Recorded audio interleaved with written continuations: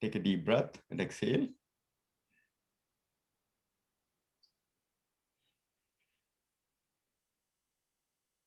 Eyes gently closed. Shift your awareness to the Jyotishmati, the center of the eyebrows, the light of awareness within.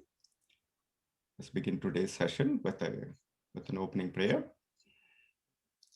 Om Sahana Vavatu Sahanau Bhunaktu Sahaviryam Karavavahai Tejasvinavaditamastu Ma Vidvishavahai. Om Shanti Shanti Shanti. Let's offer our salutations to Sage Patanjali. Yogena Chittasya Padena Vacha Malam Shariram Cha Vaidyakena Vyopakarotam Pravaram Muninam Patanjalim Pranjaliranatosmin. Welcome, Toronto gang. Welcome the Toronto gang. So Kanika ji, I think it's going to be more of a free-form exchange, for amongst the three of us, just to reflect on, our thought processes. I think Ramakant ji just called me and he says like he's stuck in a party outside, so we'll probably have to do a session on Tuesday. And so perhaps we could use this opportunity to kind of, make it more of a free form. But more importantly, Kanika ji, if you don't mind, would you mind sharing a little bit of your journey? Yeah, I wanted to say hello first to both of you. Good evening. Yeah, definitely. So, and before you do that, and if you're uncomfortable, I can actually, it's your preference. I can just stop the recording to make it more personal. I mean, whatever you feel. I'm not shy to share my journey. Whatever. If you feel like sharing, it's okay. If you feel you don't want to share it, either way is fine. No, I think it's very inspirational because the way you took off last week, and I felt like it could be a very inspirational thing. I could actually see some of corollary to my own life journey. It's probably a little bit started a little bit earlier, but right. I think it could be perhaps the switch that happened for me from a poverty mindset to the prosperity mindset, or the 2 to 4. I thought it could be, the more we share, I think it could serve an inspiration and build resiliency in more people. I'm always drawn to these stories. Yeah, so like I said, I was everything was going fine, right? In terms of my life journey, I actually came from India back when I was 14 years old, and at that time, obviously I was young. Parents were doing whatever they felt was the right thing, did the right things, university, started a job, everything. And suddenly, how many years after my job? Maybe 2005, 2 years after I started my job, I went through a little bit of a health battle, right? A fairly severe one, where I was literally not working for 3 years, right? Doctors had given up in the sense that they didn't know, right, what it could be. There was, again, it was like possibility A, possibility B, right? In the midst of it, I was also getting married and everything, so there was a lot on my mind, whether should I be focusing on marriage or should I be focusing on my health. you know Too many things were happening in my life where I didn't have a direction to go with, right? And you have your parents who have one view of looking at things, and you've got your own ideas, but we are always directed by whatever our parents tell us, right? Or at least to a good sense of it, right?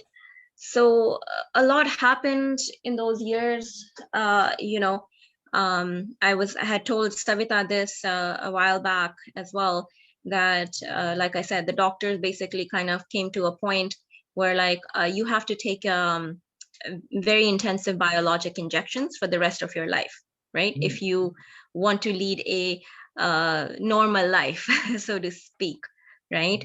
I went through a lot of things. I went to India for Ayurvedic treatment, felt better, but again, that came with following some kind of diet restrictions. I also did that, so it was a constant battle because, sometimes you feel like you're getting better, you want to give up, or you are going through all of this. Anyways, all those things happened, and ultimately I realized what was the underlying cause of all of this, right? It was stress, right?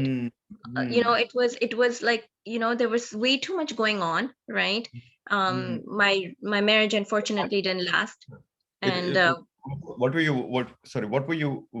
doing at work? What's your profession? I work in IT. I work in technology. So right now, I'm a kind of a program lead. So from that perspective, but that wasn't the case at that time. It was more like a business analyst and everything. I was starting my career and so forth, right? So, but it was just like life is happening to you, right? Like I didn't know the direction I should lead my life, right? You did the right things as everyone is doing, right? You get yourself educated, you get yourself a job, you go forward in life, and one thing leads to another. You get married, the drill, right?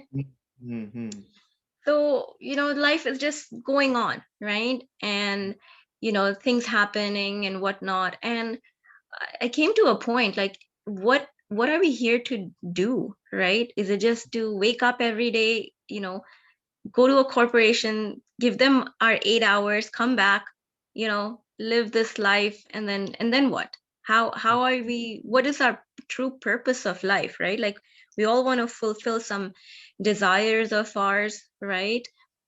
And so one thing led to another, and that's where I know you mentioned, in our last discussion that we had, the law of attraction and everything. I got deviated into astrology and thinking, okay, maybe astrology can give me the answer, because I couldn't figure it out myself, right? So I felt like maybe astrology can give me something that I'm not able to find or figure out myself. That didn't help, because every time I spoke to an astrologer, I said, everything's going good. And he's like, yeah, I see that in your chart. And then I say the opposite. And it's like, well, that's how it was, right? Anyways, time went by. I came across, and I kind of was determined at that point, right? I was kind of like, now it's like either I get this or I don't get it, right? Because I'm now in the state like I don't want to I didn't feel like I wanted to, to be honest, continue with life. I had come to that point also. So I know you mentioned law of attraction, but then my law of attraction, quote unquote, right? Like watching a lot of YouTube videos and all of that led me to to kind of findings through, our ancient scriptures, right? And kind of understanding what exactly is going on, right? And then learning more about, I read books from Dr.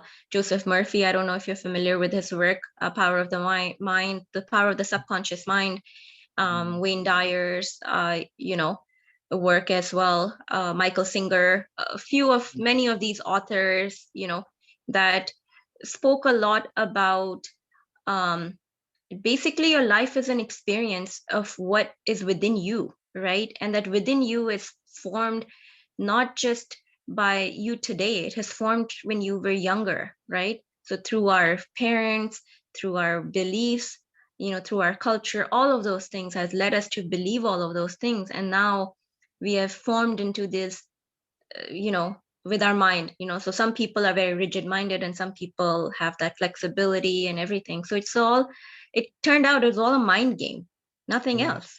It is all a mind game, right?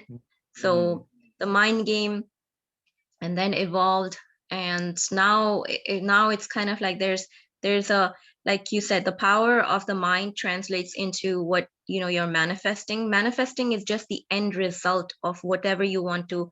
It's more like an experience that you're getting, right? Because you thought of something and that happens, and then you wonder like, oh, I thought of it, but it didn't happen it happened after. So the thought has to happen before you are able to do it. And so it came to a point where like we're actually bigger than whatever this world is giving us, right?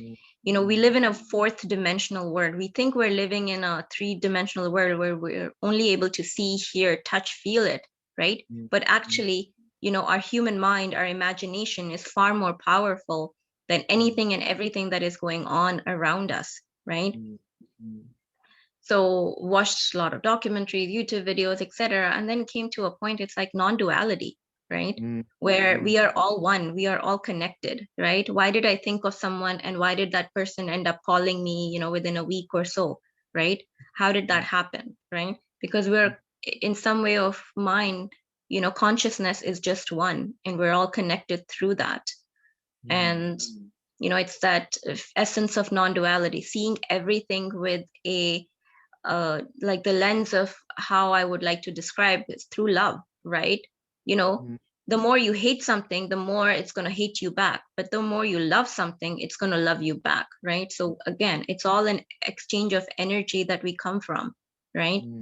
So, you know, like, and I started to observe things around it, right? Like, if I say, you know, so and so is bad with me, I got to experience it, right? But if I change it that this person is so nice to me or whatever it is, I experienced that, right? So this journey helped me evolve, you know, a lot of things and kind of, you know, become a better person, right? I'm not saying I'm the best or perfect, but every day is a learning, right? Something or the other happens. You just have to constantly understand yourself and see where all of this is coming from, right? Like we have a very strong ego, right, that we're built with. And so I'm trying to understand where is all of this coming from.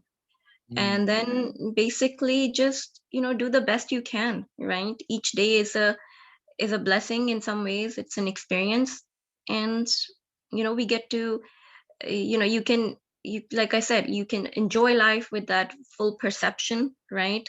Or you can, you know, kind of go into the victim mentality of things and not have that or kind of, you know, think the different way, right? So it's all about singularity of thought. Both options are right. Again, it is how you want to be, how you want to choose your life to be. Do you want to, like you said, be in that abundant, you know, good mindset? And again, nothing is positive or negative. It is how you are wanting it to be.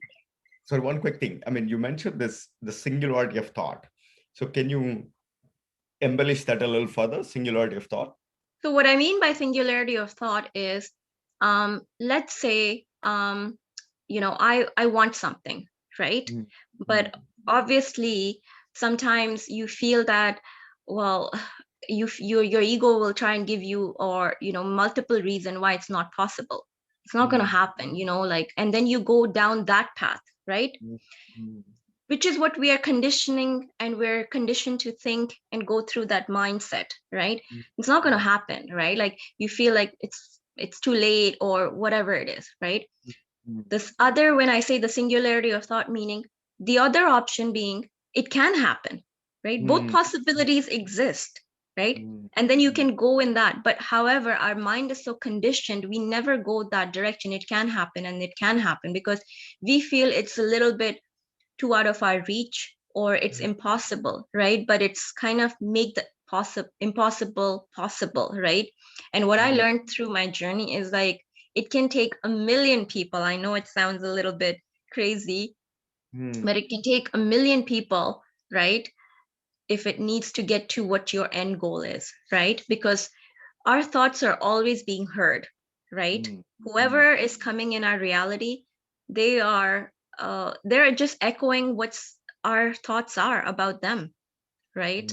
And that's literally our entire human existence, you know, that serves us over here, right? So you know, we think of this planet, you know, we're living here, etc., and you know, we got to observe all our actions every day because it is there to serve us. So if we don't like something, we have, the way I've observed or, you know, kind of come through that realization is we have that to change it, right? Rather than go down that, like you said, singularity, rather than go down that rabbit hole of thinking it's not going to change, it's not possible because, it's this, and you are able to give like 200 some reasons for it. But technically, there is a possibility it can also happen, right? So it's like choosing which one it is, right? You have a test that you write, you have two options, option one, option two, right? Both options. Yeah. So there's a lot of things that can be said about it, right, on this topic. Again, it's how or what we are desiring here, right? Are we here trying to fulfill those desires, to fulfill those needs of our lives, right?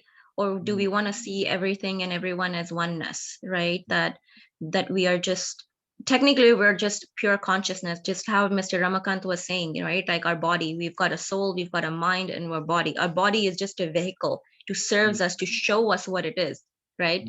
Technically it's our mind, it's running the show, everything, right? It is literally a mind that's running our show from morning to waking up to doing all the things that we do.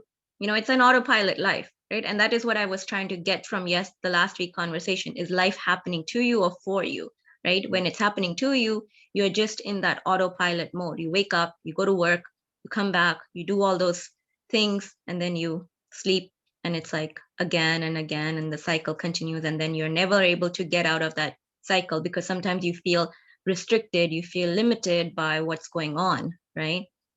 But you have to start thinking a little differently. And I'm not saying it's easy. It hasn't been easy for me. It has also been, I've got my challenging days, right?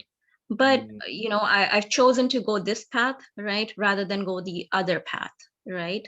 They're both right. There's no wrong. People are happy in both ways. And again, it's a choice, and whatever serves and whatever helps people, that's what it is. So that's super fantastic. Have you always had this level of clarity of thought and expressiveness, and to put all these things, or is this something that was kind of built over time, or did these incidents kind of help you discover well, this? the incidents helped to make me understand that what was happening in my life, and I was able to go back to those scenarios and say, oh, this happened because of this, right? Then I'm able to kind of cross everything. But it was more of like I started with kind of like trying to understand a few things, and it helped me learn and grow and everything. It's like like our mind is like a garden, right? You've got weeds there, which is news, terrorists, this, that, or you've got, flowers there. They're both there. It's how you want it to be. You've got the good thoughts, you've got the bad thoughts. They both exist, right?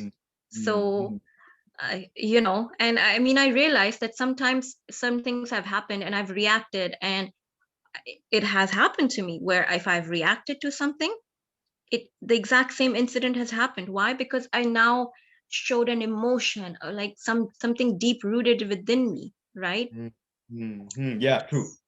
Right. Is it The we can moment we start to react towards it's things, fight or they flight. they keep appearing in our life more and more, right? So it's to kind of take a step back and observe, right? Become that observer. And if one thing I've taken away through this entire process is like, what am I aware of, right? In my mind, what exactly am I aware of, right? That awareness needs to be very, very I'm not going to say strong, but what is it that I'm aware of? Am I aware of this, or am I aware of that? And they both are, again, right? Just which one do you choose? That's beautiful. And I'm gonna ask you one question, and then we can continue it, and see if we can go into kind of a next level of layers. So if we were to ask you, Kanikaji, like define you, how would you say that? Oh, wow. Based on where you are right now, define you. Define myself. I see myself very much confident in how I have become, right?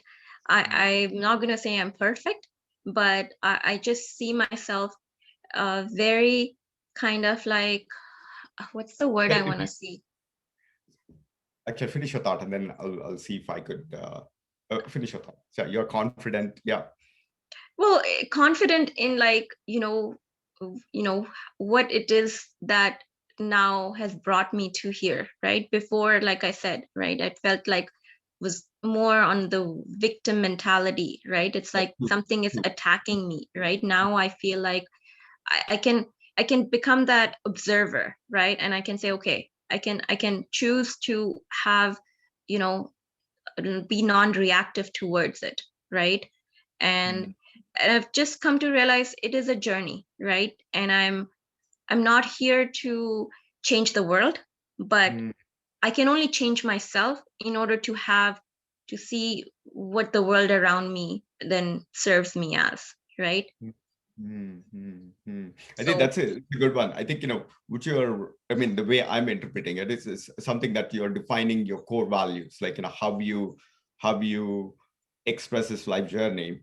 And if I were to kind of, pop it one level up, define you, do you see a sense of purpose for your being?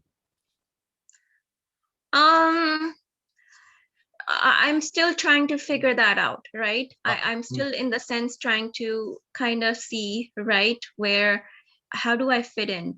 And yes, we all are here to have some kind of a purpose, experience those things, right? Again, it's somehow, sometimes I get the prompt, sometimes I'm not able to, but I'm still trying to connect the dots. That question is a very difficult one that I'm not been able to answer yet, right? But That define you or the purpose? Why am I here? Why I'm here, right? That's a big long conversation, or I need to dig a little bit deeper into it, right? Versus like, what is my soul's purpose, right?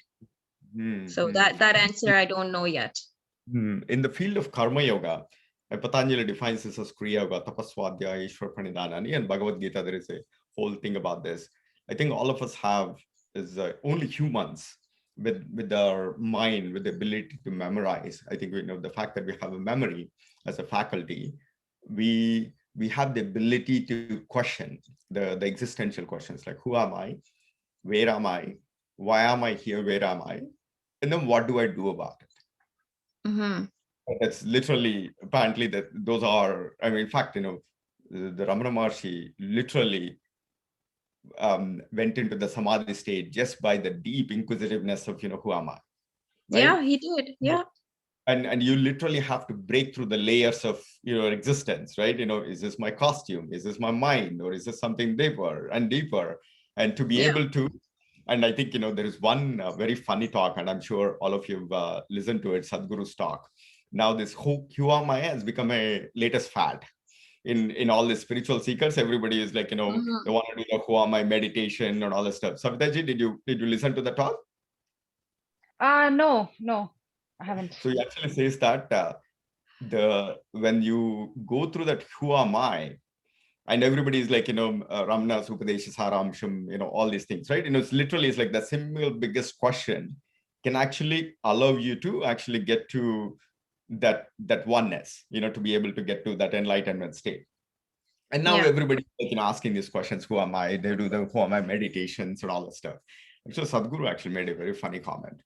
It's like when Ramana went into that deep inquisitive sense, he lived in the forest and he was only focused on that. It's almost like samyama on that one question, where there was like all these insects and bites, and he was getting all the things, biting him in the thing. There was like rain, cold, and this stuff, but he was like so fixated on that who am I.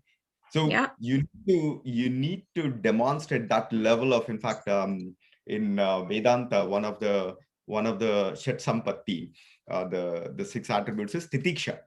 The Titiksha is the highest form of endurance. To be able to tolerate all these things, so only when you demonstrate that, that's when you connect to the true existence, right? All of us, all of us, the thing, right? If the temperature changes from 60 to 70, we basically is like, what the hell is happening with no power, no AC, right? Exactly. So who am I? That levels are to break the layers. It takes a a next level of effort of sadhana and abhyasa. But I think the most important thing is that who am I, where am I, and why am I here? Where am I? And then what do I do about it? I think there is a beautiful talk. So basically, taking accountability at every stage, every level of our existence. Exactly. And I totally believe in that. I think the day I took that in my own life, things looked very different. All the difficulties became smaller than I am. All the challenges became like trivial than who I am. So or the way I was looking at it. So I think taking, as said, Kanika was saying, victim mentality, when that goes away and the fear goes away in your mind, I think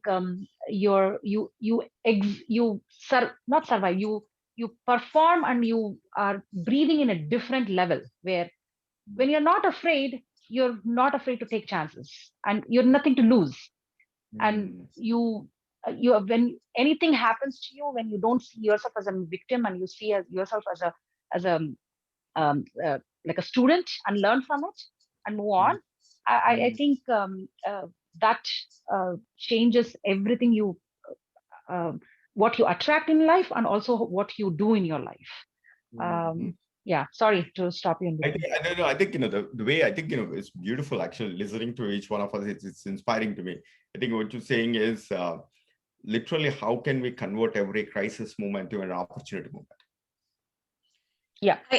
Yeah. So what happens is sometimes things happen in our life, and at that time, this, of course, this is not a real example, but let's just say, it can happen. Let's say something happens like a car accident, right? And you end up the car gets right off, etc., etc. At that time, you're thinking, oh my God, now I have to go through XYZ, all of those other things, right? Your immediate reaction, you're reacting to that kind of whatever has happened, right? However, let's say, a month down the lane, you get a big lump sum payout from there, right? Whatever happened. Now you're actually happy about it, right? The table has turned, but now you're happy because now you got a lump sum payment, etc. So it's in the hindsight, in that moment, what happened was not good, right? Luckily, let's assume nobody got hurt, everyone is, fine, whatever. It was just maybe on the car side, right? But in hindsight, now, if you look back at it, it came as maybe a blessing, right? For whatever it was. Or sometimes, people lose jobs, right? And they're worried and everything. But then they're able to establish themselves, whether it's through business or find something better and so forth, right? And you're not able to see that in that moment, because that is just how we are, right? We are kind of thinking only through that narrow lens of view, right? But what I've kind of understood in life is that whatever is happening, it is there to help us, to build us, whether it's people that come into our life, they're also there to come and help us and show us and grow and move into different dimensions. If things didn't happen in my life the way they did, I probably would not have come to this journey, right? I would have probably lived like the default life of everyone, right? Perhaps that was the right way. Sorry. Yeah, exactly. So, sometimes when things happen and they happen, you always have to try and find the good of it, right? And in that moment, you're not able to, but it's that power of the hindsight moment, right? That kind of says, well, that happened and this happened now, so it is for my good, right? So it's it takes time to get to that level, right? Or understand it, or not be worried about it, right? And just know that whatever God is doing, right, is channeling through us and is doing it for our own benefit, right? We're not here to live a miserable life, to say, right? I've learned that much for sure, right? Even if it seemed in the moment it was miserable, but it made me stronger in so many ways that I have a very good control of my mind, right? I'm able to kind of not have fear dictate my life. I lived like in a fear world, right? like, this and that. And obviously the scenarios would just be endless. But now it's made me far more confident, and knowing that, I have that power to change myself, and, and the world around me can change, and then be stronger. And that's it. Nothing is no more powerful than anybody, right? Like, so. I think I think, I'll, the one request that I would have, I mean, it's only my personal request, not as even a Google thing, because I'm very intrigued with your life journey. And then the fact of the matter is, like Savitaji credits you as, as her kind of a. I know she does, but I have not done anything. Just been there as a friend to her, to talk to her whenever, and vice versa. Yeah, we all are actually, at some level, we are being anchors to others and then being anchored, right? Being, being anchored, and it's kind of a two-way thing. But again, Priya would say, like, Savita is an anchor, and kind of stuff. So I think, there is the learning that's happening through the experience, and to be able to connect with it. And in fact, the one thing that you mentioned, it's like God is not here to punish, right? Not to lead as a miserable thing, right? But if I were to just interpret what you just said, there's still an expression of duality. You're separating yourself from the God, right? There is a separation between God and you, right? So the duality. But the way I'm actually become a big proponent of Advaita, not the non-dual movement, which is like we are nothing but the seed of that divine itself, right? Exactly. That's what we are. That's and what God we works are. through us. Technically, God is just working through us, right? Exactly. So we have to look at each and every person as God. I know it's hard sometimes, right?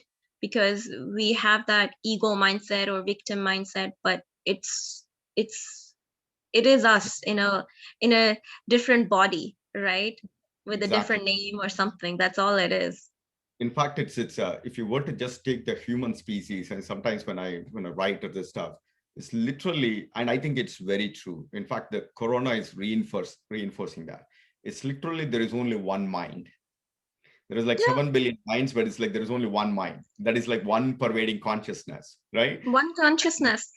Yeah. It's like one mind, one body, and then first, if you limit it to the human species in existence, and then if you extrapolate that, extend that oneness to then everything that's manifested, every living being, everything that's manifest, and then you kind of transcend it.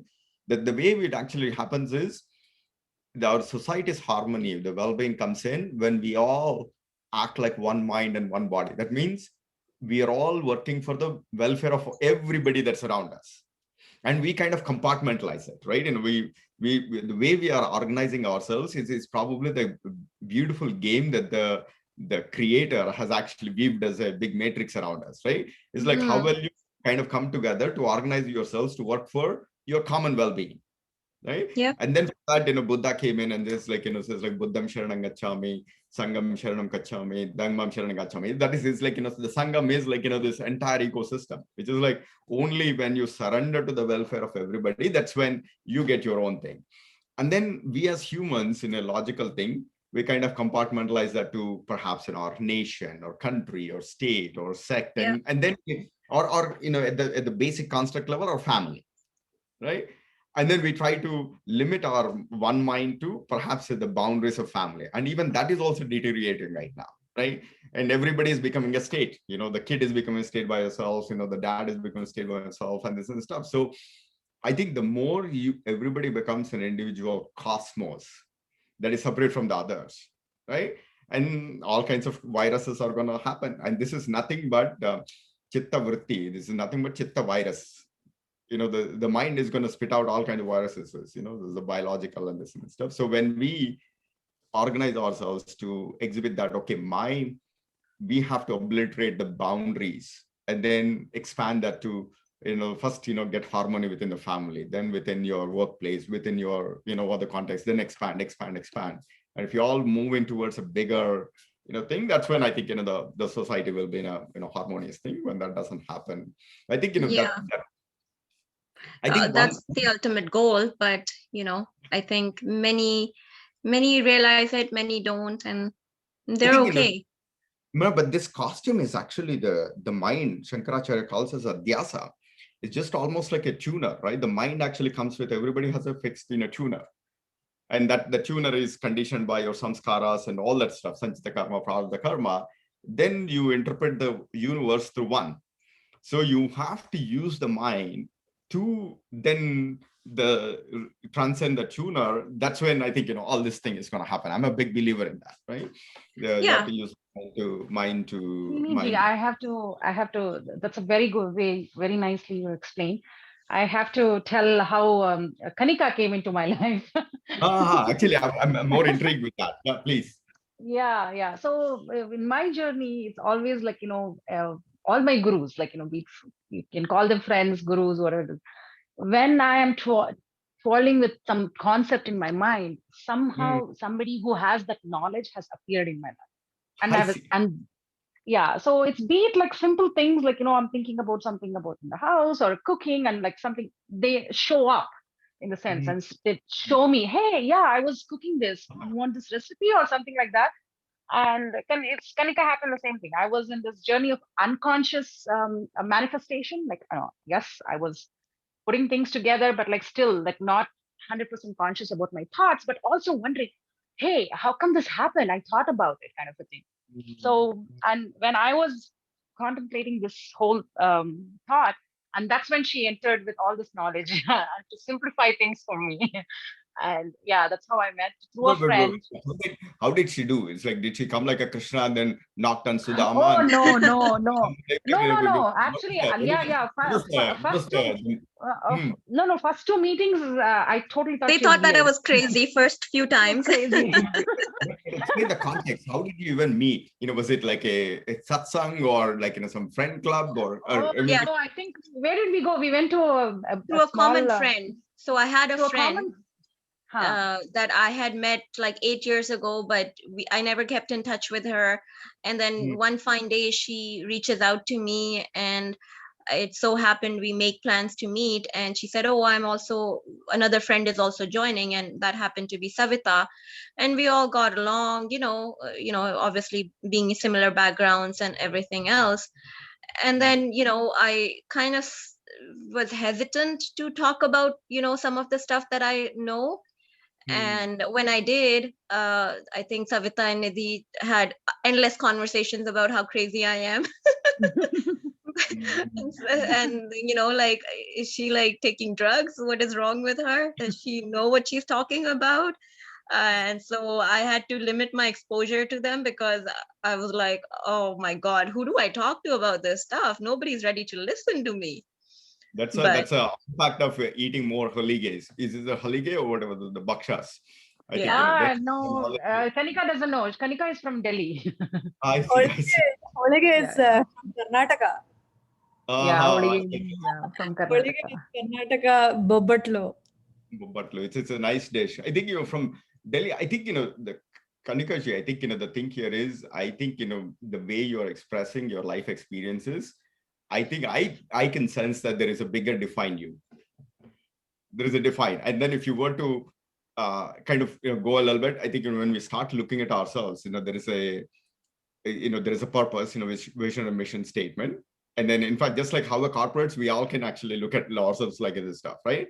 And then what I think there is a bigger purpose for your life journey and experiences, and how the divine is trying to find its expression. Yeah, I see her definitely more into not an IT for sure, but she's good in what she does. I'm not. But I think she's good. She can be a good teacher, like she can guide people, because she has the right expression and she has the right. So I think if she can explore more in that direction, I think she'll find more satisfaction than what IT job does for her.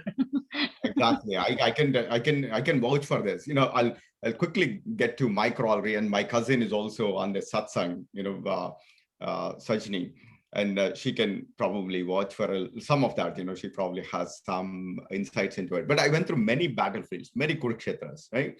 But the most profound one was 2007, and until the time, I've been a very ferocious leader. I mean, just like, and I was creating opportunities for myself, and very quickly. I grew and I became a VP. In 2007, I was recruited by some of the top tier VCs to be a VP at one of the hottest security companies, actually. And within 3 months, I actually quit. I resigned. Something happened. This was like supposed to be, everybody was like, so, Srini is like, now in the hot league in the valley and the stuff. Within 3 months, something happened and I disagree with everybody. And then I actually resigned. And then I did not know what to do with that. Then I'm sure all of you know Vinod Khosla, the Khosla Ventures. Then I got a call from Vinod Khosla to be part of one of his companies. It came from Stanford. And again, I went in and some drama happened. Again, after 3 months, I resigned. This is like, in quick successions of 6 months. I went to this peaks of, whatever the thing, and everybody was like, looking at, I was on the spotlight. And then in every one where I would go, and then I would quit. I would resign. For the first time, there's a bigger doubt actually crept into my mind. And the mind actually created such a drama in my life where I was like, I thought I was going to die within three. I was for sure, I was certain that I only had 30 days left on my life. And I was counting and I had young kids. And I was like, oh man, if something happens to me, what's going to happen to my kids? And then I was like creating a bigger drama in my mind. The chitta is called the Vikalpa, right? That Vikalpa was there and I lost You're about... in the rabbit hole. Yeah, the rabbit hole is like, man, it takes you. It just went and I lost 35 pounds. And then there was even one time I could even clearly remember the height of hallucinations. I could see myself in a mirror. I would see a skeleton, right? And I would go through so many panic attacks. And almost like every other day, I would be in the ER here in the ER or urgent care, right? To actually look at I was having high blood pressure and all these kinds of stuff. And I was trying to figure out where is my anchor, where is that supportability. And in fact, there was this very dramatic scene. I'm going to make a movie out of this. If any of you are actually good, script writers or something, I can actually write myself. But if you have some money to produce my movie, I think I'm going to source that money from you. But the thing is, there was one night, again, I was going through the same drama of huge panic attack. And then there was this nice road, Route 85. And then you go take an exit, and then you go to the hospital and you get your check, and then they'll send you back. That was a routine. And then that day somebody said, hey, there is an art of living that's program happening. Why don't you go try it? And it so happened that exit, if I make a left, I go to the hospital. If I make a right, and I go to this venue where this spiritual thing that was going on. So again, I was driving in the night in a huge panic attack and this stuff. And then when the exit came in, my mind tells me, it's like, you have to go left, to get yourself checked. And then I said, like, dude, every day I'm doing the freaking same thing. This time, why don't I make a right turn? And then I went to the right turn. And then when the right turn happened, there's a beautiful teacher here, Ravi Patakshi here. And he's now one of my best friends here. We went into it. There were like 30 people in that class, Art of Living Part 1 class. And then all of their faces everybody was shrunk and constrained. There was like dukkha, in their mind thing. And the way he opened the session is everybody have to grow each other with sense of, did anybody go through Art of Living course? I've heard of it, but it's very similar to this thing. So I'd already I was like, 10 steps ahead. I see. Actually. Yeah, it was all like, thoughts and everything else, right? Like, and then everybody has to greet each other, and then basically says like, I belong to you, I belong to you. There is create a sense of oneness. And then they gave index cards, and then asked everybody to write what are you happy about in the front, and then what are you unhappy about in the back. Everybody's front page is like very sparse, few letters or few words. The back one is like full. Actually, people are asking for more index cards to write in the back, right? What are all the things that they are unhappy about? And then they would make everybody read out all the things. And literally all the problems that everybody would get into, like the 4 buckets. They call them as 4 trash buckets. One is like, about your health, money, your relationship, health, money, career. It's like the 4 major. 4 major buckets, right? And then they basically ask everybody to read out, okay, there are 4 trash bins here. Let's actually dump all these things here, right? And that's when the pivot happened. But one of the things that I realized was, when you are in that situation where the mind is creating this biggest drama, and then we're going to anchor it back to some Bhagavad Gita slokas, and then we can continue the discussion.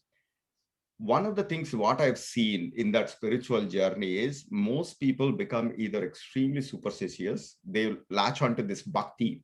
Bhakti is the mantras and, astrology and, this and that, right? Then you lose control of yourself. Yeah. The moment you're actually looking for answers outside, that's when you lose the thing. The whatever you need, the answer is within. And that comes in like, the harmony of the body, mind, and this.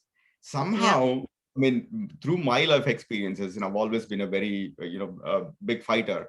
Somehow I basically is like, no. This body cannot be weak. First, I have to strengthen this body. And then in that thing, suddenly, then you have to then work on your mind. And then the spirituality that you're pursuing needs to be integrated with the fitness of your body and mind.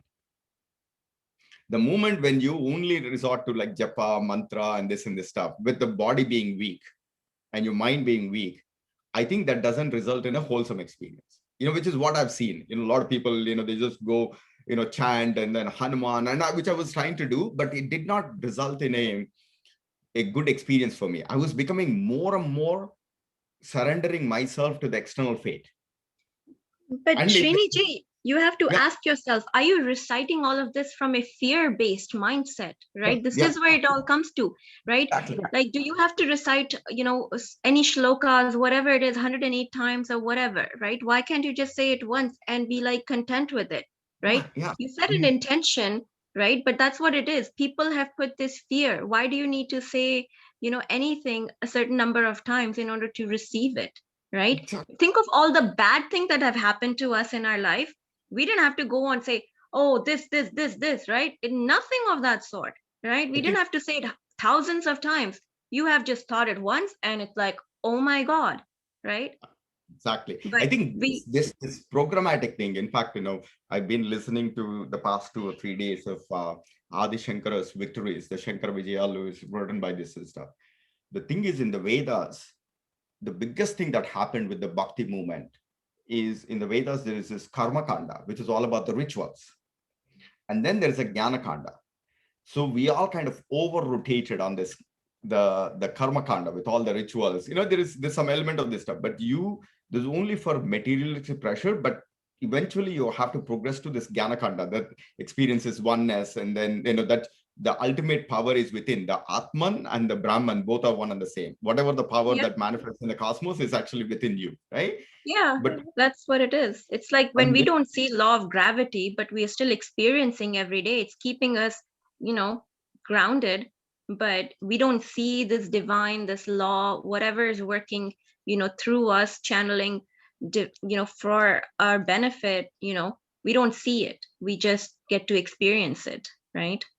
That duality of the Karma Kanda, probably I'm going on a slightly different tangent here. That basically is leading a path of superstition or the secularism. Then, we see, like, even within Hinduism, right? There is Shaivites, there is Vaishnavites, there is this and this. And then, or like, I'm like Sai Bhakta. That means everybody else is not really there. It actually is like, going down into, it's like, we see that, whether within Hinduism or outside, like Christianism or Islam and the thing is, but if you actually look at the Karma Kanda in the context of the Jnana Kanda, then there is a sense of oneness. That's where the Advaita comes in, the non-duality, and then you can actually, you are nothing. I think that was one of the greatest things that Advaita has done and I think, there is a lot more thing. But one of the things that I would actually bring it back to 2 shlokas that are very, very famous, become one of my favorite thing. And it kind of maps to what Kanika ji you are saying. Most of our conflicts come from people, right? I mean, it's like our state of mind is determined by how we engage with the people around. And this is answered by both Patanjali and also in Bhagavad Gita. And in Bhagavad Gita, when when Arjuna asks, It's like, who is your favorite devotee? Who's your favorite devotee? And Krishna doesn't say it's like, somebody who recites, 108 times, or somebody who does like tanchas, or gives me, this many coconuts, or whatever, right?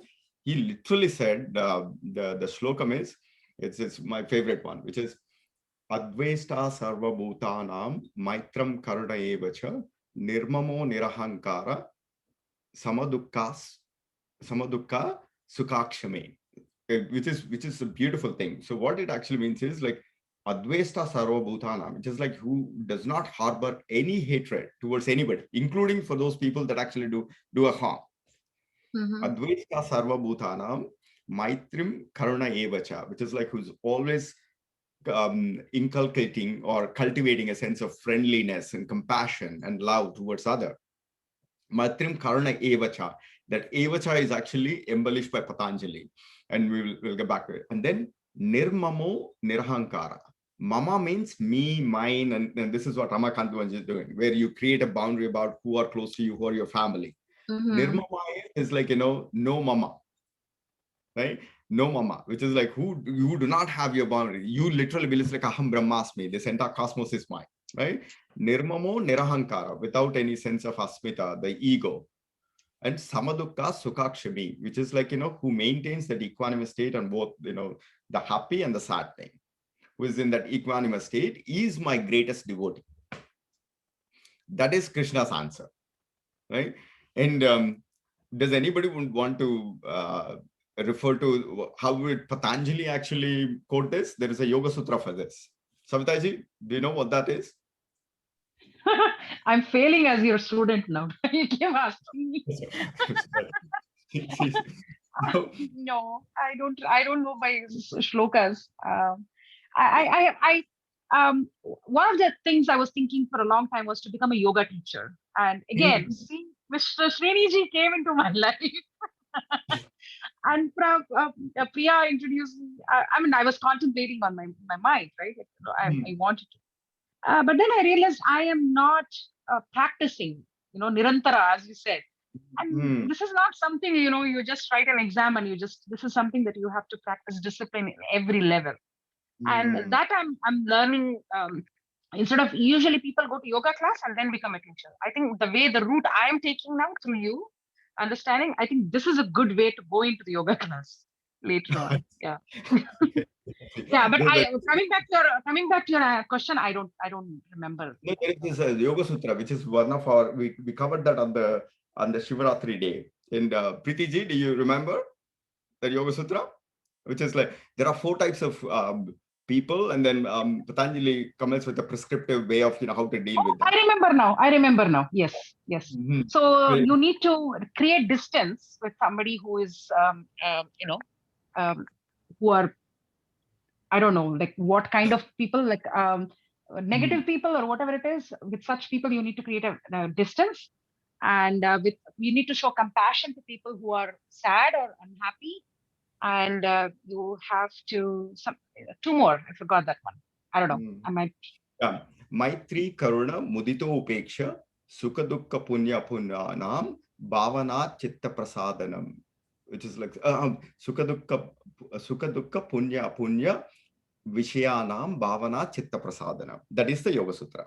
What it says is there are 4 types of people, or we take the role, we get into these 4 states of being, which is like, whether we are happy, we are sad, and then we are doing good things, and then we are doing apunya, which is like sukha, dukkha, punya, apunya.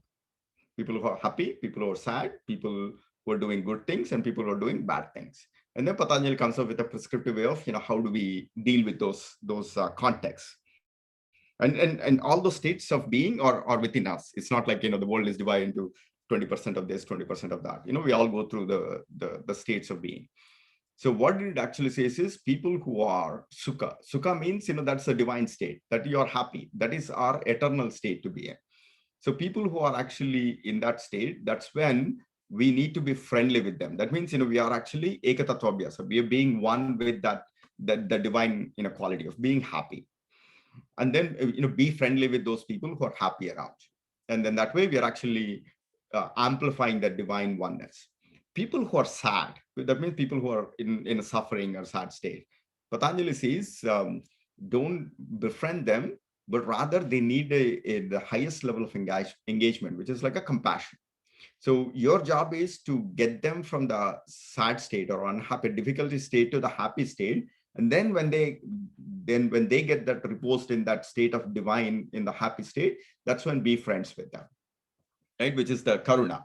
And then the karuna, we use the metaphor, right? Like the GPS, which is like, sometimes, when somebody is difficulty or in most immediate reactions, like, didn't I tell you that if you actually do this, you always, you get into this mess. So we're almost like punishing them, or we are holding them accountable for why you are actually doing that. But the right way metaphor for that is like a GPS, the navigation system. Like, for example, if you're trying to go to Whole Foods, and if you make a left turn versus right turn, the lady on the navigation system doesn't yell at you. Didn't I tell you not to make a left turn or right turn, right? It is very nicely, and, pyare pyar say, it will actually always try to get you to your final destination. And then that's the one. And then punya, the people who are actually doing good things, people who are actually, like, as an example, today's session is all about Kanika, right? And so then people who are doing good things and people who are trying to connect to that oneness, and successes, and they're having successes, be mudito, celebrate their successes, and be inspired with them. Oftentimes what most people do is they actually try to poke holes, and they try to create a sense of doubt, or they try to undermine them, and this stuff, right? And then the last one is people who do not so great things, and that time, upeksha, which is like be indifferent, and then shift your attention to the other side of the divinity. Try to go show compassion, and then go look at the other side, and then cultivate more of the divineness. So I think, this is one of the, and this Patanjali Yoga Sutra is directly mapped to how Krishna Bhagwan says who is your favorite devotee, which is like Advaita Sarva Bhutanam Maitram Karunai Mevacha. That Mevacha is maps to the Patanjali Yoga Sutras. Nirmamo Nirahankara Samadukka Sukakshame. That's the one. And then the second shloka, and I'll only refer to the first four things. And in the Bhakti Yoga, I think that is chapter 11 or 12. There is all these questions. It's like, who is your greatest devotee? And then what's your greatest offering? What is your favorite offering? And what is your favorite offering? And then Krishna says, Patram Pushpam Phalam Toyam. And I'm sure all of you might have been exposed to these four things.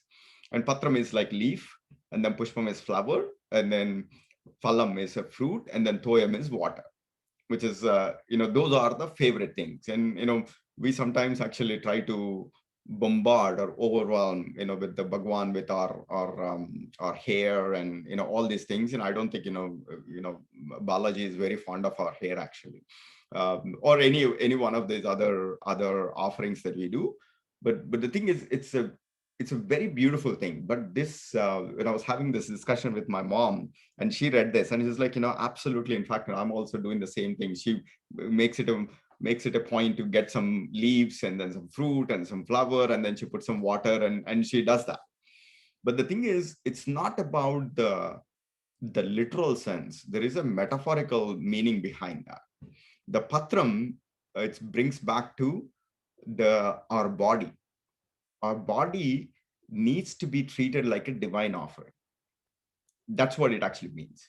So it's just like, we have to, it's like what, again, yoga actually says, right? The best vehicle that you have to realize that oneness is your body and mind. So you have to keep this fit, almost like a divine offering. And that's where the yoga comes in, right? Savitaji, again, this is your favorite Yoga Sutra, which is, what is the abhyasa? Satu dirgha kala nairantara satkara sevito. It's almost like you have to have a servitude of honoring your own body with this practice. It's like a sacred thing. And at the same time, you have to keep your body as a divine offering, but just like a leaf, but don't be attached to it. A leaf is going to fall off the tree at any point in time. So in other words, we need to be able to treat it like a divine offering without being attached to it, without being attached to, like the nirmamo, which is like, just like a leaf can fall off anytime.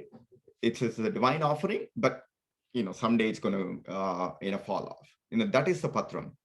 And then pushpam. Pushpam is a flower. Flower is a symbolism of the gratitude and love. Sorry, flower is a symbol of love. So that is what we always need to cultivate, to the people around us. Always maintain compassion and love.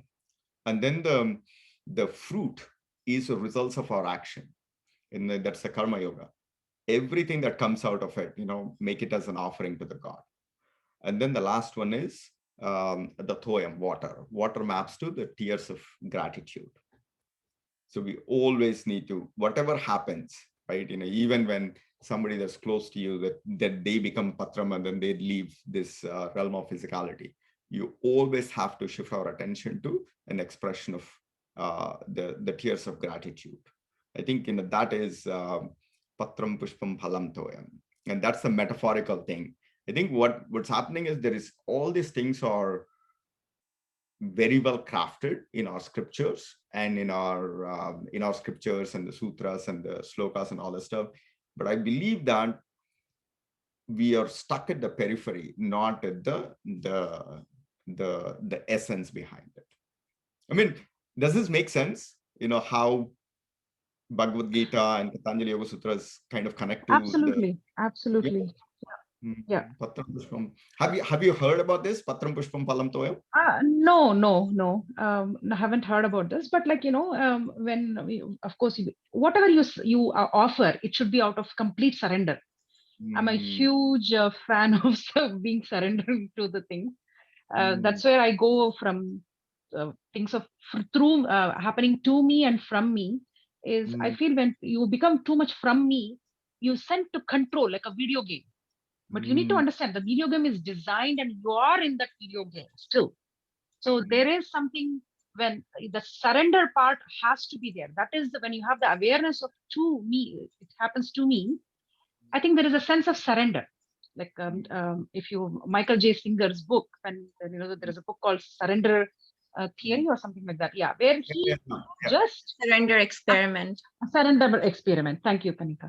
Where he surrenders to everything in a way. It's not like you're going to hit me, I'm going to surrender to it, but it just when things show up in your life, how you surrender to the flow is very important.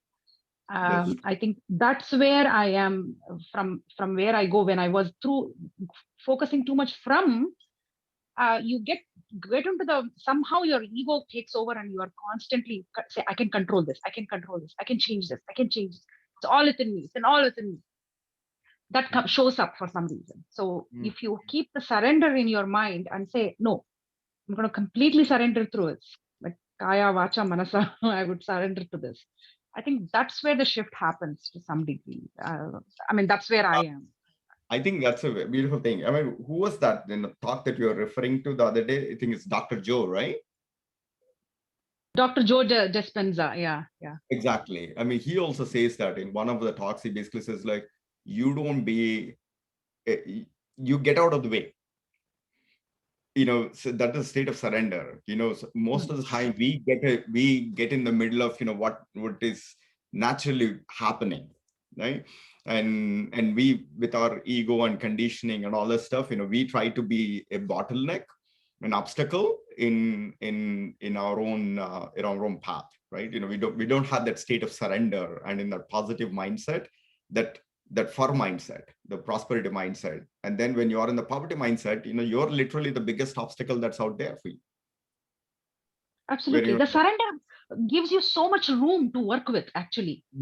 Your playground becomes much bigger, actually, when you surrender to it.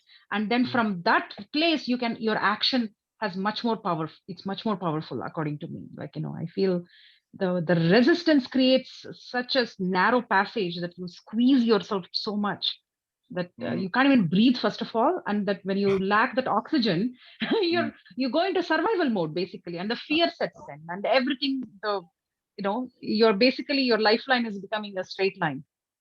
Yeah, the fight or flight thing, right? I think this is one of the things that actually says like this prosperity mindset, the 4 mindset versus 2 mindset. Apparently, the people who interpret their life journey, the life journey is always, you're always, the journey is always from point A to point B, right? Point A to point B.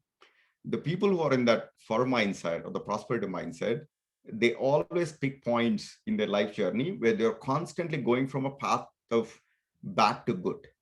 Their interpretation is always like in any, no matter what the situation is, they're always going from a bad to good situation. The people from the poverty mindset, they interpret their life story from, going from good to bad. And it's just a matter of, changing the points. Where is point A and point B? If you interpret the life situation, you can actually change the position of A and B, and then you can completely change the interpretation. And apparently people in that surrender and the positive mindset, they always peg their A and B. It's like they're constantly interpreting from going from bad to good, and in the path of resilience, and the other people are always going from good to bad. So I think, that's another thing that we kind of do that. So, but I think, the most biggest anchor that I learned from this is, when I think all of us get these opportunities because, if had not resigned, perhaps, probably, I don't know, made 100 million or so on and so forth, my life arc would have been totally different. In that life arc, there is no YogaSutra, there is no spirituality. In fact, people that know me right now, they almost believe that, I'm a completely different person. But, then that would have been a totally different arc for me. But now suddenly all those things came in, and then it gave a new identity. And that basically got into Advaita, oneness, Bhagavad Gita, Yoga Sutras. It's just like sometimes I wonder, actually, this avatar of mine. So, but everything is part of perhaps a bigger play. It's a part of a bigger play. And then the it is trying to find an expression through you. And all we just need to do is keep ourselves more and more prepared, our body, mind, and soul, to prepare itself so that, it finds an expression. And there was this another funny... Sorry, I have a question for you. For the new person you have become, the new you, as you mentioned, somewhere the old you didn't ask, actually, don't you think you asked for this new person somewhere? Yeah, of course, there is a samskara is there, right? There is a bija that is always there. But the thing is, all those things need to be, you have to, the thing is, you all have, there is a seed. In fact, that seed in all of us is actually looking for that oneness. Right? All of us are, built with that, potential. We are always longing for that, right? But then your samskaras and your conditioning and so on and so forth, where it basically, sometimes, it gets exacerbated. Sometimes it takes a little bit longer. And all the things that have happened to us, like, for example, health issues, or, the 4 trash bins, or whatever we are referring to, they're probably the biggest catalyst to nurture that longing, to and then use that opportunity to actually get there much faster, perhaps. That's how I look at it. We all have the same seed of that longing. It's just that, people who are going through material pressures, and there is no judgment. People are doing there, they just want to, actually, Vedavyas says that, we all come here willingly out of ignorance. We want to come and have a game of play. We want to have a playground, like kids. We want to play in this materialistic world. We just want to have a nice, go to a park, and then go ride roller coasters and all this stuff. That's what Vedavyas's interpretation. Some people would want to spend more time in the playground. Some people would want to get out of the playground a little bit faster, perhaps.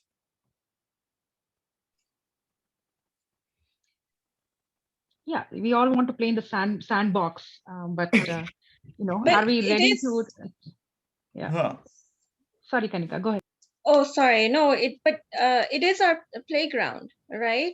It's whatever we choose to experience. That's basically what it is, right?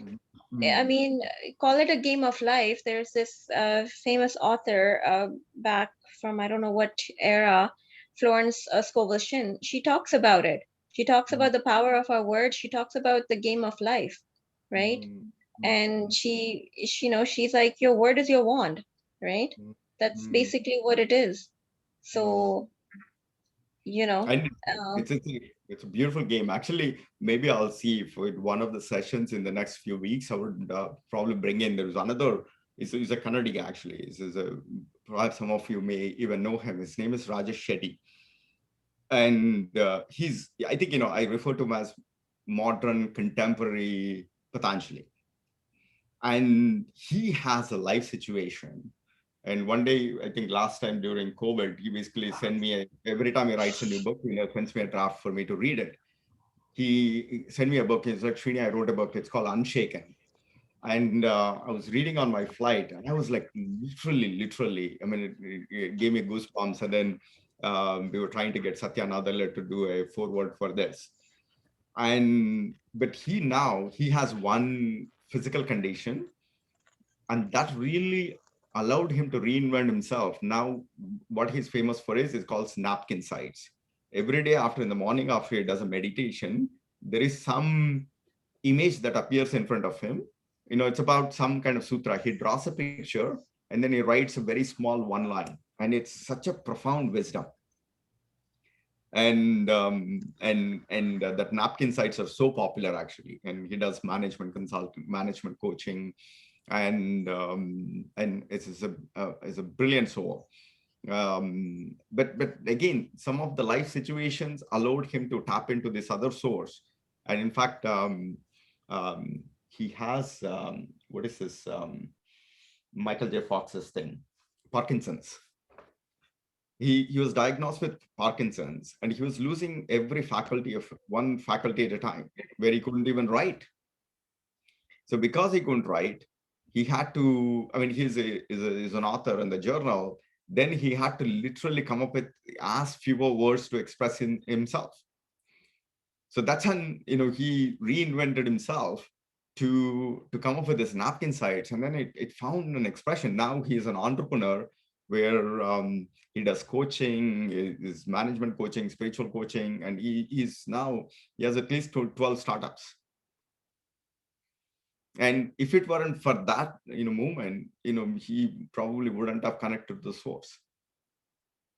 I think, we all get different things. I think even Ramana Maharshi has the same experience, right? He was like at a very young age, he literally experienced a death, and he got so scared and he wanted to answer it. And then he ran away to the Trivandrum forest, and then he went into the quest of who am I? And then that's when he became stuff. So I think, it's a beautiful game. The divine finds it's an expression. I think it's cool. There is this funny story actually. Somebody told me, apparently, when the Nirguna Brahman wanted to have this beautiful play, so that's when the manifestation comes into the play, and then the duality sets in, Ishvara and Jiva. They're just like Ishvara is the god, and then Jiva is the human or the thing. So I think as part of that play, both are created equal, like on the same stage, your peers. And then the Jiva is like, always was troubling the Ishvara. It's like, dude, come here for a biryani, come here for a karaoke, come here for this, come here for that. And it's always like, it's troubling the Ishvara so much. Then the Ishvara did not know what to do with it. It was like, then he went to a sage Muni. It's like, I created this Jiva human as my peer. And then now this dude is like, always troubling me, always wanting me to come to a party and this and stuff. So how do I find some peace? Then the sage said, like, the best, where do I go and hide from this dude, the Jiva? This is like, go and hide in his heart. He will never be able to find you. And that's when the Ishvara set as a seed within our heart, as a seed. And then the Jiva is always looking everywhere, in a stone, in a patthar, in a leaf, in outside, 108 coconuts, is like, looking into the stars, but he's never able to look within. And so that's the game, to find the Ishvara within. And Yeah, that's a beautiful story. Actually, in what is it? This is like the seed is dormant in everyone to some degree. When we are when we are young, actually it's not dormant. It's actually very alive when we are babies or whatever. And then because of our ego, it goes in a dormant state. And when actually, situation happens in life, just like the seed has a skin around it, the skin opens. That is the time you have an opportunity to feed and nurture with the right things for it to go into a tree. What you feed when that crack happens for that seed, the dormant seed, is very crucial. Some people go through hard times and they come out like, drinking or going into the spiral. Then that seed can rotten and not come out anywhere or not go. So I think that crack, when it happens, because everybody has an opportunity for that seed to turn into a tree. It's just at the right moment, what you nurture at that cracking time, I feel that's when it's key. Actually, beautiful. Bhagavatam has a really nice story about Prajagara and like the same how Mr. What's his name, Ramakant showed the chariot. Very nicely, like as a story told to a child. I have the story written down actually. Sometime I'll share it with you guys. No, the Tuesday, I think you've been punting this for quite some time, Samitaji. Your session, perhaps no. Just that story is very nice, because when I heard from Velukudi Krishnan, he's a very nice pravachana person.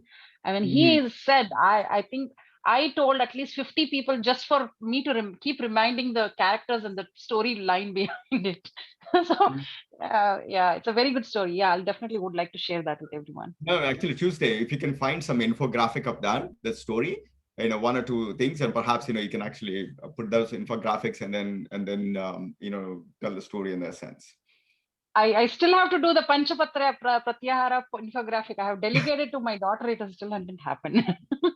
And then the other one, right? Which is like your japa meditation. I think you shared the story, which is like how you create a sankalpa. It's like 10-minute sankalpa to actually dharana. Your dharana, actually. Sorry. My dharana sankalpa. Yeah. Sankalpa practice, which is actually, I think this like what you said, right? When we are young, I mean, I remember seeing all of you doing full camels and all kinds of beautiful expressions. Right, we are like everybody is like doing full camels and all this full twisted thing, because as babies, right, we were all eating our toes. We are the most flexible, right? So that's happy our baby pose. Exactly. And then the laddus and holy gaze come into the middle, and then now the toes, we cannot grab our own toes, right? And then we just have to go back to that source where we can eat our toes. Go back to the source. So which is cool.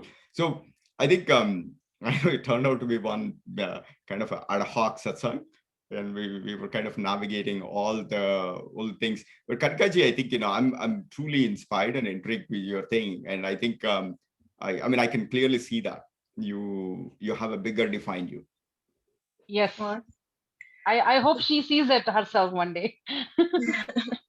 Thank you very much. It's an honor. Thank you for sharing, my story with you guys, and hopefully it inspires, for people to know that they can do whatever they want, right? It's limitless, right? It's just a limitation of the mind. That's all there is, nothing else. And if you put yourself towards it, why not? Why have some people gone and succeeded in whichever direction they've chosen, right? So, everyone has that ability within them. It's not like you said, coming from outside, God has chosen so many people to be successful, rich, or whatever, and so forth, right? We have all kind of come through our own learnings, our path, whatever that is. And, it has shaped us to be what we are today, right? But that doesn't mean this is kind of the end be all for us, right? And that's where my quest for all of this started. So that's where I wanted to take this further, right? Whether I become successful in whatever I want or not, but at least I know there's capability, right? That I know that their possibility exists, and that's all there is. and each day is new and better, and that's what we have to just live with. I think on that note, I think that's where it is. I think, there are two, I don't think I get this right, but it basically says in Advaita, Brahma Satyam Jagat Nitya, Brahmo Jiva Parapara. This is like, that one and this Jiva are not different. They're one and the same. And it's only the world creates that illusion of the separation, but it's not. That's just the Maya. And then it actually asks a question. Kasya kamaya, kinchin kasya kamaya, shariram ashrangathet. What it actually means is, why do you worry so much about this? Why are you working so hard? Why are you working kasya kamaya? Why are you working so hard to nurture, to pursue this materialistic? Sharira is like, to make more comforts for that. So, and then it's like, there's no point actually. It's just like, because you're much bigger than that. Exactly. You're much bigger than this tinier presence. And once we anchor on that, then I think, everything is good. But it doesn't mean that, you don't neglect it. We still have to do all the side planks, mountain kicks and back bends and all those things are there.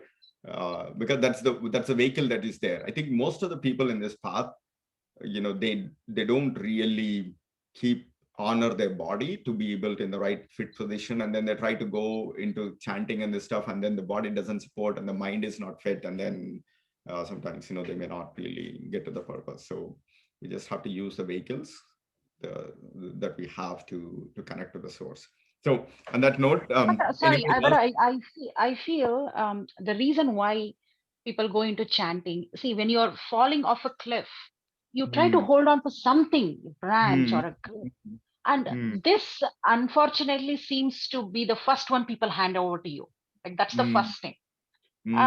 So I think people whom we approach, people who we go and look for a direction, they should change the direction a little bit. Like, I think we are like tomorrow, our kids come to us asking certain, like when they are somewhere falling off the cliff and they're lost.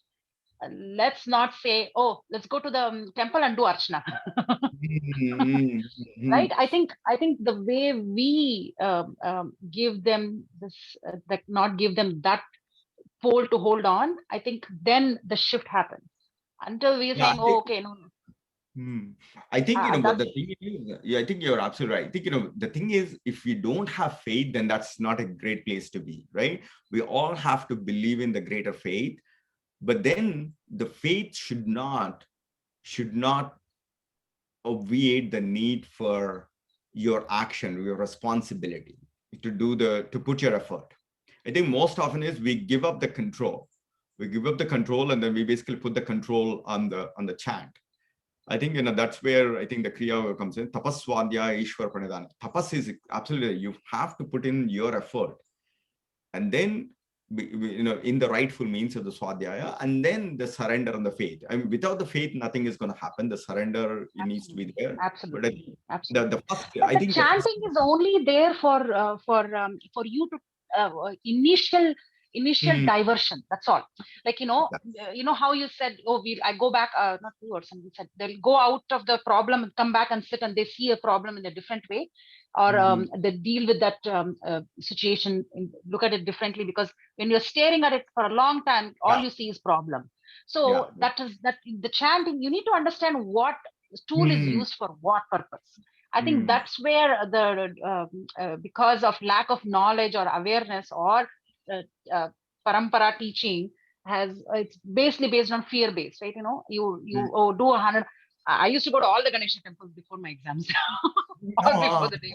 Absolutely. So on that day, if they've told me a different way, that shifts the mind in a way. So I think I actually saw with my daughter, actually, with my older one. She grew up in this environment of, particularly with me, of, being somewhat of religious. Every exam she would actually try to, it's so funny watching her story. In the middle school, she would go pray and then go to the thing. there are few exams, where she made a calculation that she went and she only got 95. And she equated that, then she started experimenting with, what if I don't pray? And then she got 100. And then she made an accumulation, she made a thing about like, oh, if I pray, I'm not getting good results. Maybe if I don't pray, then I don't get this stuff, right? Which is like, first and foremost, the praying is not a transactional game. Exactly. It's like praying is an expression of gratitude. But the thing is, then she was confused. Should I pray or not pray? And it was like, hey, that's your choice. If you feel full, just pray. And then she then got into her own psychological drama, with her own thing. And then she was in a question of, should I do this or should I not do this? And I think the biggest thing here is, I think the biggest thing that has happened to our Sanatana Dharma is not having the right interpretation. And unfortunately, our kids and the more future generations are the biggest risk. And this is something that I resonate, and hopefully if I can attach myself to being a part of, some part of the solution for that. What I noticed is there are all these kids have a costume, which is literally like a brown skin. And then until they are like probably 10 or 11, they simply follow what their parents do. They don't have that question mind. But once they get into the middle school, then they start approaching a logical mind. And then what they see in their school is very different. And then they're not able to understand the rationale or the right interpretation of this stuff. And then then they become uncomfortable with their own costume. And then that leads to a bigger disaster, actually. And we don't see, and also, I don't think when that transition happened with my own child, I was equipped to direct her. I myself was in the beginning of the journey at that point of time. Exactly. And like trying to understand. So how do you, like, when you are giving more oxygen for yourself, how do you give oxygen to somebody else at that point? So I feel again, you struggle and say, okay, what is the right answer? So you look for Band-Aid and you just stick the Band-Aid on it and let's deal with this today for now. Yeah, I totally see that. Like, I'm educating myself. I hopefully, somehow can teach my grandkids or something. I think this is where, so what you need to do is, Savitaji, I think, for you need to make a little bit of progress. You understand the concept, but you're still not remembering the Yoga Sutras. So that's something that you need to make good progress. So to be able to be ready with your grandkids, otherwise, you would have to wait for grandkids, right? It's going to take a little bit longer time. But I think that is where is the biggest thing. I mean, we didn't have the problem because where we were growing up, we were literally following the thing because we didn't have to question, because that was an environment that there was no. Yeah, everybody was doing the same thing. Everybody was doing the same thing. Yeah. So, but here, once we are with this thing, and with our kids, there's a bigger thing. So that's when I started looking at, when I do camps for kids, and the way the interpretation, now we are going more of a logical interpretation of Yoga Sutras, and they love Yoga Sutras actually, because it doesn't have any one of this bhakti ritual or anything. There is not even a mention of God anywhere. It's a very clinical assessment of how you behave and this stuff. And then from there, with the interpretation, then you go into other things. Then people then have a right interpretation and appreciation for why we roots are. I think our ultimate mission is, which is what is Sanatana Dharma is so profound. It's just that the interpretations don't do a right justice. If you can actually come up with the right interpretation, then people operate from a sense of security and the fullness with their roots. And even if something, we should have the opportunities. Like, when I look at Bhagavad Gita, there is about 1/3 of it I don't agree. And it's just like, we should have the, the courage to say, it's like, I don't agree with it. But that's only 1/3 or some percentage that you don't agree. But the focus on, all the things that you resonate. So you're more sure about your costume, your roots, and then you operate more freely and you bring oneness. So I think, that's a mission that we can all aspire to. And then I think, we're already doing that. And I think it's just that, some of us are not remembering the Yoga Sutras properly. So that's the only trick. And then once we fix that, I think, we're all great. So on that note, let's, Sajni or Alpaji or Preeti ji, anything that you guys want to add? No, we're just trying to process everything you guys were saying. I see. Yeah. And I think it's so true what Savita, just adding to the last point, what Savita ji said. Uh, it's so important to have the supporting documents, like to kind of, put your case stronger to your kids. It's so hard we used to just believe everything parents did. It was just a ritual and we just followed it blindly. We never questioned the customs or ritual or anything of that sort. We just followed, this is the pattern and this is what's supposed to be done, and we followed. But then now kids have a lot of they want to be explained logically, and they need to be clinical trials and supporting documents and case study, and for them to be able to believe in something. So that is something that as parents we have to work. And as you said, yoga sutras, which is really hard when we had to work harder first to kind of follow and then lead by example, and then action speaks louder than words, and then we kind of work towards it so kids can actually follow that. So yeah, lots of learning. Lots of learning. Mamataji, you'll always remember me. So it's like, in the flight, right? When the oxygen mask comes in, put your mask first and then put it to exactly. instructions behind you, put the mask, right? Put the mask there or put the mask here. Yeah.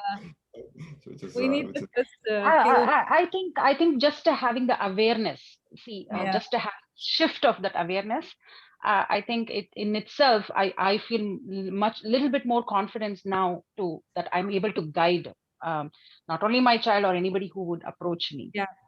But before I was struggling even to put more oxygen on myself. I was looking, where is the oxygen first of all? Yeah. Oh my God. Yeah. Sure. Where's oxygen mask? So on that note, if the vaccines and the viruses and the battle of vaccine versus virus, depending upon the situation, and then if time permits, perhaps we should try to meet somewhere either in Canada or somewhere in US, and then probably do a 20-hour or some kind of a workshop, a big workshop. We have 3 Canadians here. Savita, Alpha, and me. Yeah. So you have more students in Canada than exactly. US. I know. I can become a Canadian. Actually, I would probably have the bigger thing, and we'll actually see. So that's cool. So let's. Anybody would want to recite the closing chant?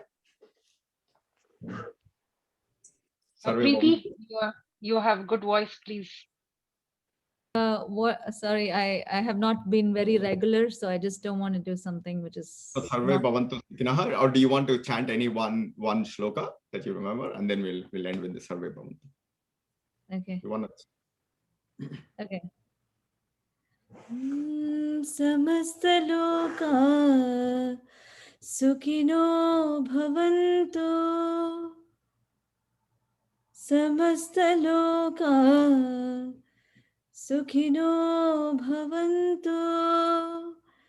Om Shanti Shanti Shanti. Om Sarve Bhavantu Sukhinaha Sarve Santu Niramayaha Sarve Bhadrani Pashyantu Ma Kaschid Dukkha Bhag Bhave. Om Shanti Shanti Shanti. We wish everybody to be happy. We wish everybody to be free of sorrow and illness. We wish everybody to see only auspicious things, and let there be peace everywhere. With this wonderful intention, rub our palms, and celebrate the love of knowledge, generate the fire and the heat of knowledge. Cup our eyes, transmit this knowledge to give us the right vision, to see the things the way they are. And slowly, with a bright smile, at your own pace, open your eyes. Kanika ji, Savita ji, thank you for sharing your wisdom, your insights. It's beautiful. And so did we sign up for the homework, Savita ji, that you're going to do the Prajagara? Yeah, definitely. I would love to tell the story, but the infographic is the challenge, but I will see what I can do. And then Kanika ji, I think, today we went a little bit more of an ad hoc, about your journey. And would you be able to come up with the power of manifestation, perhaps like a prescriptive thing, how to cultivate the power of manifestation? Are there any constructs that you could use? Yes, she has lots. Sorry.